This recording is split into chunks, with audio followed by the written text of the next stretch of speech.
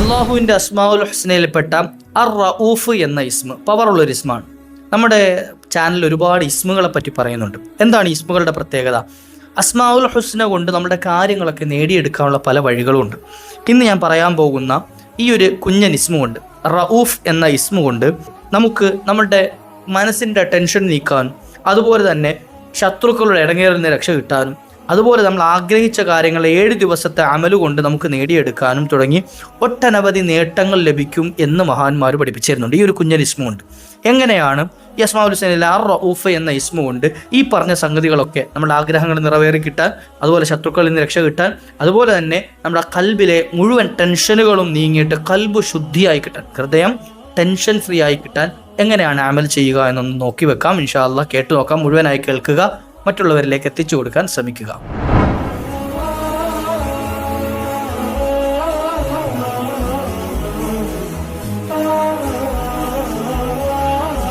അസ്സലാമു അലൈക്കും വറഹ്മത്തുള്ളാഹി വബറകാതുഹു. ബിസ്മില്ലാഹി വൽഹംദുലില്ലാഹ്. അഊദു ബികലിമാത്തില്ലാഹി തമ്മാത്തി മിൻ കുല്ലി ശൈത്വാനിൻ വഹമ്മ വമിൻ കുല്ലി ഐനിൻ ലാം. അള്ളാഹു നമ്മെ സ്വീകരിക്കട്ടെ. എല്ലാവർക്കും റാഹത്താണ്, സന്തോഷമാണ് എന്ന് വിശ്വസിക്കുന്നു. എൻ്റെ ഈ ശബ്ദം ശ്രവിച്ചുകൊണ്ടിരിക്കുന്ന പ്രിയപ്പെട്ട ഉമ്മമാർ, ഉപ്പമാർ, സഹോദരങ്ങൾ, സഹോദരിമാർ, അള്ളാഹു എല്ലാവർക്കും റാഹത്ത് നൽകട്ടെ. ഒരുപാട് ആളുകൾ വിളിച്ചിട്ട് പല വിഷമങ്ങളും പറഞ്ഞ് സങ്കടങ്ങളും പറഞ്ഞ് ദുആ ചെയ്യാൻ ഏൽപ്പിക്കുന്നവർ, അള്ളാഹു എല്ലാവർക്കും സന്തോഷം നൽകട്ടെ. അള്ളാഹുവെ, ഞങ്ങൾ ഈ ദുആ ചെയ്യുന്നത് നീ ഒന്ന് കബൂലാക്കണേ. അള്ളാഹ് ഈ പറയുന്ന കേൾക്കുന്ന മുഴുവൻ മുഅ്മിനീങ്ങൾക്കും നീ ഖൈർ നൽകണേ റഹ്മാനെ. അവരുടെ ഖൽബിലെ മുറാദുകളൊക്കെ നീ ഹാസിലാക്കണേ അള്ളാഹ്. ഇൻഷാ അല്ലാഹ് ഇന്നും പവർഫുള്ളായ ഒരു ഇസ്മിനെ പറ്റി ഞാൻ പറയാൻ പോവുകയാണ്. ഇൻഷാ അല്ലാഹ് നമ്മുടെ ചാനലിൽ ഒരുപാട് ഇസ്മുകളെ സംബന്ധിച്ച് നമ്മൾ പറഞ്ഞിട്ടുണ്ട്, അല്ലേ? ഇൻഷാ അല്ലാഹ് ഇനിയും പറയാൻ ഒരുപാടുണ്ട്. പറഞ്ഞാലും തീരാത്ത വലിയൊരു ലോകമാണ് അസ്മാഉൽ ഹുസ്നയുടെ ലോകം. ആരെങ്കിലും ഒരാൾ കൃത്യമായ അസ്മാഉൽ ഹുസ്ന കാണാൻ പഠിക്കുകയും അത് ജീവിതത്തിൻ്റെ ഭാഗമാക്കുകയും ചെയ്താൽ അയാൾ സ്വർഗ്ഗത്തിലാണ് എന്ന് സയ്യിദുനാ റസൂലുള്ളാഹി സ്വല്ലല്ലാഹു അലൈഹി വസല്ലം അത്ര ഉറപ്പ് പറഞ്ഞൊരു വിഷയമാണ്, അത്ര ഗൗരവമുള്ളൊരു വിഷയമാണ്. ഇൻഷാ അല്ലാഹ് ആ അസ്മാഉൽ ഹുസ്നയിലെ ഓരോ ഇസ്മുകൾക്കും പ്രത്യേകതയുണ്ട്. ഓരോ ഇസ്മിനും അള്ളാഹ് എന്ന് തുടങ്ങുന്നത് മുതൽ നമ്മൾ ഇന്ന് കാണുന്ന അസ്മാഉൽ ഹുസ്നയുടെ 99 ഇസ്മ, അവസാനം അസ്സബൂർ എന്ന് പറയുന്ന അത്രയും ഇസ്മുകൾ, ഇതിനിടയിൽ ഒരുപാട് ഇസ്മുകൾ വേറെയും ഇതല്ലാത്തത്, ഈ 99 ഇസ്മുകളല്ലാത്ത പല അസ്മാഉൽ ഹുസ്നയുടെ ഇസ്മുകളും പഠിപ്പിക്കപ്പെട്ടിട്ടുണ്ട്. അപ്പോൾ ഈ ഇസ്മുകൾക്കൊക്കെ ഓരോന്നിനും പ്രത്യേകം ഫളായിലുകൾ, ശ്രേഷ്ഠതകൾ, മൻഫഅത്തുകളൊക്കെ മഹാന്മാർ പഠിപ്പിച്ചു തന്നിട്ടുണ്ട്. ഇന്നത് ചൊല്ലിയാൽ ഇന്നത് കിട്ടും, അതായത് ഇന്ന കാര്യങ്ങൾക്ക് വേണ്ടിയിട്ട് ഈ ഇസ്മ ഉപയോഗപ്പെടുത്താമെന്നൊക്കെ പറഞ്ഞിട്ട് ഓരോ ഇസ്മിൻ്റെയും പ്രത്യേകതകൾ, മഹത്തുക്കൾ നമുക്ക് വിശദീകരിച്ചു തരുന്നുണ്ട്. അക്കൂട്ടത്തിൽപ്പെട്ട ഒരു ഇസ്മാണ് അർ റഊഫ് എന്ന ഇസ്മ. നമുക്കൊക്കെ അറിയാം, യാ റഊഫ്, യാ റഊഫ് എന്ന് വിളിച്ചേ, യാ റഊഫ്, യാ റഊഫ് യാ അല്ലാഹ്. ഈ ഇസ്മ കൊണ്ട് നമുക്ക് നമ്മുടെ ജീവിതത്തിൽ വലിയ മൻഫഅത്ത് ഉണ്ടാവും, നമ്മുടെ ജീവിതത്തിൽ വലിയ മാറ്റങ്ങൾ ഉണ്ടാക്കിയെടുക്കാൻ പറ്റും. ആരെങ്കിലും ഒരാൾ, അയാളുടെ കൽബിൽ ടെൻഷനുണ്ട്, എന്തെങ്കിലും ഒരു കാര്യത്തിന് ടെൻഷൻ, മനസ്സിന് ഒരു സമാധാനം ഇല്ല. പല ആളുകളും ഉറങ്ങിയിട്ട് ദിവസങ്ങളായ ആളുകളുണ്ടേ, ഒന്ന് മനസമാധാനമായിട്ട് ഉറങ്ങിയിട്ട് നമ്മളൊക്കെ ഒന്ന് കിടക്കുമ്പോഴത്തേക്ക് ഒരു 5 മിനിറ്റ് കഴിയുമ്പോൾ ഇങ്ങനെ ഉറക്കം വരുന്നുണ്ട് എങ്കിൽ നമുക്ക് അള്ളാഹു ചെയ്ത് എത്ര വലിയ നിഅമത്താണെന്നറിയോ? അത് എത്ര വലിയ നിഅമത്താണെന്നറിയോ? ചില ആളുകൾ അവർ കിടന്നിട്ട് തിരിഞ്ഞും മറിഞ്ഞും ഒക്കെ കിടന്നിട്ട് ഉറക്കം വരാത്ത ആളുകളുണ്ട്. എന്നാൽ അള്ളാഹു നമുക്ക് ചെയ്തെന്ന നിഅമത്തിൻ്റെ വലിപ്പം നമുക്ക് അറിയണമെങ്കിൽ ഏതെങ്കിലും ഒരു രാത്രി നമുക്ക് ആ ഉറക്കം നഷ്ടപ്പെടുമ്പോഴേ അറിയുള്ളൂ. അള്ളാഹു കാത്തു രക്ഷിക്കട്ടെ. ഉറക്കം നഷ്ടപ്പെട്ട് കഴിഞ്ഞാൽ അത് തിരിച്ചു പിടിക്കാൻ, ഇപ്പോൾ മെഡിസിൻ കഴിച്ചിട്ട് ഉറങ്ങേണ്ടി അവസ്ഥ വരുന്ന ആളുകളുണ്ടല്ലോ, ഒന്ന് ക്ഷീണിച്ചെങ്കിലും ഉറങ്ങിപ്പോട്ടെ എന്ന് കരുതിയിട്ട്, അല്ലേ? ശരീരത്തിൽ അത് കേടുവരുത്തുമെന്ന് അറിഞ്ഞിട്ട് പോലും ഒന്ന് ഉറങ്ങിക്കഴിഞ്ഞാൽ ഒരു സമാധാനം കിട്ടുമല്ലോ എന്ന് കരുതിയിട്ടാണ്. സമാധാനം കിട്ടുക എന്നുള്ളത് നമുക്കൊക്കെ ആവശ്യമാണ്. അല്ലാഹുമ്മ അഹ്യിനി മിസ്കീന, മുത്തുനബി തങ്ങൾ ദുആ ചെയ്ത് അല്ലാഹുവേ എന്നെ സമാധാനമുള്ളവനാക്കി ജീവിപ്പിക്കണേ എന്നാണ്. വാമിത്തിനി മിസ്കീന, സമാധാനമുള്ളവനാക്കി മരിക്കാൻ അവസരം നൽകണേ എന്ന്, സക്കീനത്തുള്ളവനായി മരിക്കാൻ. അല്ലാഹുമ്മ ജഅൽനി ഫീ സുംറത്തിൽ മസാക്കി, നാളെ മിസ്കിന്മാരെന്ന് വെച്ചാൽ പാവപ്പെട്ട ദരിദ്രർ എന്ന് മാത്രമല്ല, മറിച്ച് സമാധാനമുള്ള ആളുകളോടൊപ്പം നാളെ ഒരുമിച്ച് കൂട്ടണേ അല്ലാഹ് എന്ന് നമുക്കൊക്കെ ആഗ്രഹിക്കുന്നത് തന്നെയാണ്. അല്ലാഹു അങ്ങനെ ആക്കി തിരുമാറട്ടെ, നമ്മളൊക്കെ സമാധാനമുള്ളവരിൽ ചേർത്തരട്ടെ. ആരെങ്കിലും ഒരാൾ കൽബിന് സമാധാനം കിട്ടണമെന്ന് ആഗ്രഹിക്കുന്നുണ്ട് എങ്കിൽ യാ റഊഫ് എന്ന ഇസ്മ 287 തവണ എല്ലാ ദിവസവും മുടങ്ങാതെ ചെയ്തു കഴിഞ്ഞാൽ ആ വ്യക്തിയുടെ കൽബിൽ നിന്നും ഒരു പിടുത്തം, പ്രയാസം, ഒരു കാഠിന്യത അല്ലെങ്കിൽ ഒരു ടെൻഷൻ അള്ളാഹു നീക്കി കൊടുക്കുന്നതാണ്. അയാളുടെ കൽബിൽ നിന്നുള്ള ആ രോഗം അള്ളാഹു മാറ്റിക്കൊടുക്കും. കൽബ് സ്വാഫി ആയിക്കിടും. ദിവസം എന്ത് ചെയ്യുക? ഒരു 287 തവണ ചൊല്ലുക എന്നുള്ള വലിയ പ്രയാസമുള്ള സംഗതി ഒന്നുമില്ല, വളരെ എളുപ്പത്തിൽ തീരും. യാ റഊഫ്, യാ റഊഫ്, യാ റഊഫ് എന്ന് ചൊല്ലിയാൽ വളരെ എളുപ്പത്തിൽ ചൊല്ലി തീർക്കാൻ പറ്റും. സമാധാനം കിട്ടലാണല്ലോ നമുക്ക് ഏറ്റവും വലുത്. സമ്പത്തില്ലാത്തതിൻ്റെ പേരിലാണ് സമാധാനം ഇല്ലാത്തതെങ്കിൽ ഓക്കെ, സമ്പത്ത് എന്ത് ചെയ്യും? അത് കിട്ടാനുള്ള വഴി അള്ളാഹു തുറന്നു വരും. സമാധാനം കിട്ടുക അങ്ങനെയാണ്. ഇനി അല്ലെങ്കിൽ എന്ത് ചെയ്യുക? ഒരു സമ്പത്തില്ലാത്തതിൻ്റെ പേരിൽ അല്ലെങ്കിൽ കടബാധ്യതയുടെ പേരിൽ മറ്റെന്തെങ്കിലും പ്രയാസത്തിൻ്റെ പേരിൽ ഒരാൾ ഇങ്ങനെ ഇടങ്ങേറാവുകയാണ്, ടെൻഷൻ അടിച്ചിങ്ങനെ ജീവിക്കുകയാണ്. അയാൾക്ക് മനസ്സിലൊരു തോന്നൽ വന്നത് സമ്പത്ത് നൽകുന്നവൻ അള്ളാഹു ആണല്ലോ. റബ്ബ് എന്തെങ്കിലും ഒരു വഴി എനിക്ക് തുറന്നു തരും ഇൻഷാ അല്ലാഹ്. ഒരു യഖീൻ അയാളുടെ കൽബിൽ വന്നു. പിന്നെ അയാൾക്ക് ടെൻഷൻ ഉണ്ടാവൂല. അള്ളാഹു എന്തെങ്കിലും ഒരു വഴി തരും എന്നുള്ളൊരു ചിന്ത വന്നു കഴിഞ്ഞാൽ ടെൻഷൻ ഉണ്ടാവില്ല. എന്നാൽ ചില ആളുകളുണ്ട് കേട്ടോ, എന്താ പ്രത്യേകത തരും, കടം വാങ്ങാനൊരു പേടി ഉണ്ടാവില്ല, മേടിക്കും, പക്ഷേ തിരിച്ചു കൊടുക്കൂല. ചോദിച്ചാലോ പിന്നെ തരാം, നാളെ തരാം, മറ്റന്നാൾ തരാം, ഇങ്ങനെ എന്ത് ചെയ്യും പറയാതെ വാങ്ങാനുള്ള ഉഷാറ് തിരിച്ചു കൊടുക്കാൻ ഉണ്ടാവില്ല. ഇത്രയും ആളുകളുണ്ട് അല്ലേ.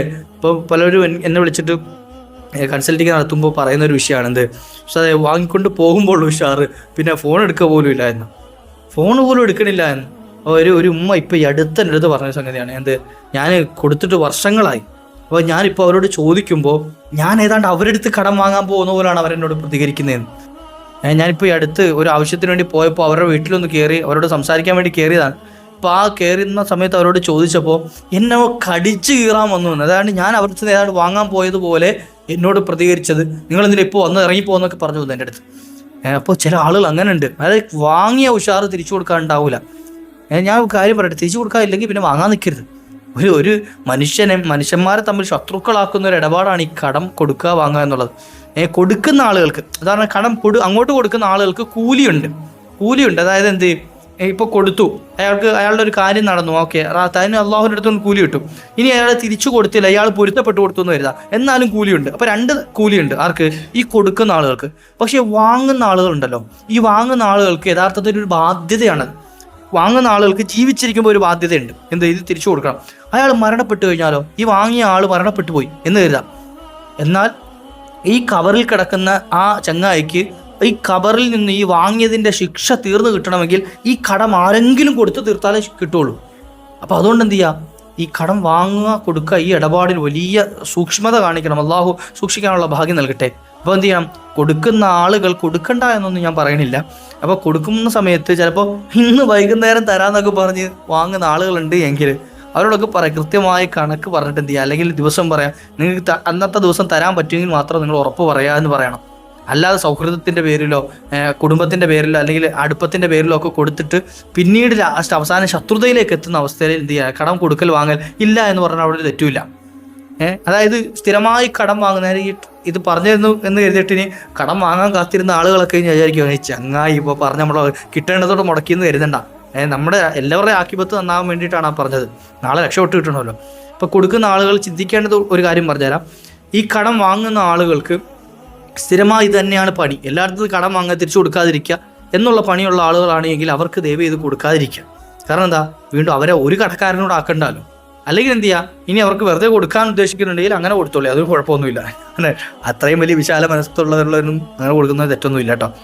യാ റഊഫ് എന്ന ഇസ്മ് 287 തവണ മുടങ്ങാതെ ചെല്ലുകയാണെങ്കിൽ കൽബിനെ ടെൻഷൻ നീക്കി കിട്ടുന്ന. ഇനി ആരെങ്കിലും ഒരാൾ ശത്രുക്കളുടെ ലാലിമികളുടെ അക്രമകാരികളുടെ ഉപദ്രവത്തെ പേടിക്കുന്നുണ്ടെങ്കിൽ, അക്രമകാരികൾ ഇടങ്ങേറാക്കും എന്ന്, ആരെങ്കിലും എന്നെ ആക്രമിക്കും, എന്നെ ഉപദ്രവിക്കും എന്ന പേടിയുള്ളവരാണെങ്കിൽ ആ പേടി നീങ്ങി കിട്ടാൻ, അല്ലെങ്കിൽ അവരുടെ ഷെറിൽ നിന്ന് രക്ഷ കിട്ടാൻ വേണ്ടി യാ ഹലീമു യാ റഊഫ് യാ മന്നാൻ, അള്ളാഹുവിൻ്റെ 3 ഇസ്മുകൾ, യാ ഹലീമു യാ റഊഫ് യാ മന്നാൻ എന്ന ഈ 3 ഇസ്മുകൾ എന്ത് ചെയ്യുക, ജീവിതത്തിൽ പതിവാക്കാം. ദിവസവും പതിവായി ഓതുക. എന്നാൽ അത് ചൊല്ലിക്കൊണ്ട് ഏത് അക്രമിയുടെ മുഖത്തേക്ക് നോക്കിയാലും ആ അക്രമി ഇയാളുടെ മുമ്പിൽ തല കുനിച്ച് നിൽക്കുന്ന, അക്രമിക്കാതെ ആ അക്രമി ഇയാളുടെ മുമ്പിൽ തല കുമ്പിട്ട് എന്ത് ചെയ്യും, അയാളുടെ മുമ്പിൽ വിനയാന്വിതനായി നിൽക്കുന്ന, പേടിച്ച് നിൽക്കുന്ന. നിങ്ങൾ ചൊല്ലുക ഇൻഷാ അല്ലാഹ്, യാ ഹലീമു യാ റഊഫ് യാ മന്നാൻ എന്ന 3 ഇസ്മുകൾ. അത് നിരന്തരം, ഇപ്പോൾ ഒരു അക്രമിയെ കണ്ടപ്പോൾ യാ ഹലീമു യാ റഊഫ് യാ മന്നാൻ എന്ന് പറഞ്ഞ് നോക്കിയോണ്ടെന്ന് വെച്ചപ്പോൾ അയാൾ ഇങ്ങോട്ട് 2 നോട്ടം നോക്കും. അങ്ങനല്ല, ജീവിതത്തിൽ നിരന്തരം പതിവാക്കുക. എല്ലാ ദിവസവും എന്ത് ചെയ്യുക, മുടങ്ങാതെ എത്ര എണ്ണം പറ്റുന്ന അത്ര എണ്ണം ചൊല്ലുക.